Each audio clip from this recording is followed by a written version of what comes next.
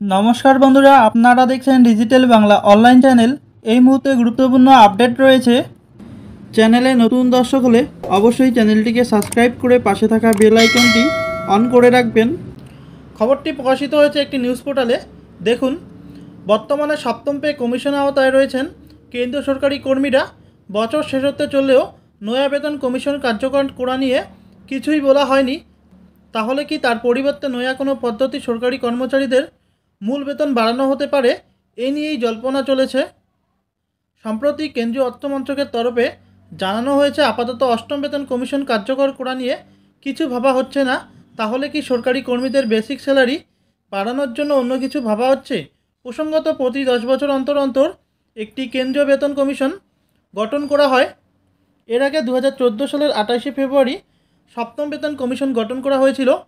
সেই সময় দেওয়া সুপারিশগুলি 2016 সালের 1 জানুয়ারি থেকে কার্যকর হয়।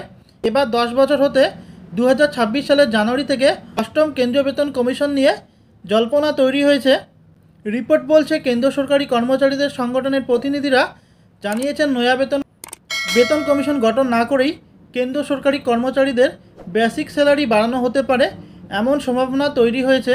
National council of the joint consultative machinery সচিব শিবগোপাল মিশ্র দাবি করেছেন।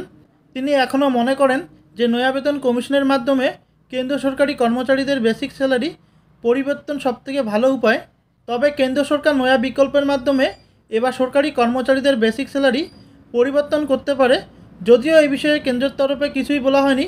তিনি আরও বলেন, যদি এই বেসিক স্যালারি পরিবর্তন নিয়ে কেন্দ্রের কোনো পরিকল্পনা থাকে তাহলে আগেই কর্মচারী সংগঠনের সঙ্গে আলোচনা করতে হবে। এখনও অষ্টম বেতন কমিশনের বিষয়ে সরকারিভাবে কোনো ঘোষণা না করা হলেও একাধিক রিপোর্ট দাবি করা হচ্ছে 2015 সালের কেন্দ্রীয় বাজেটে এই নিয়ে ঘোষণা করতে পারে কেন্দ্র।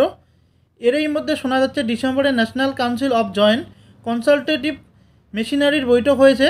সেখানেই অষ্টম পে কমিশন নিয়ে চূড়ান্ত সিদ্ধান্ত নেওয়া হতে পারে।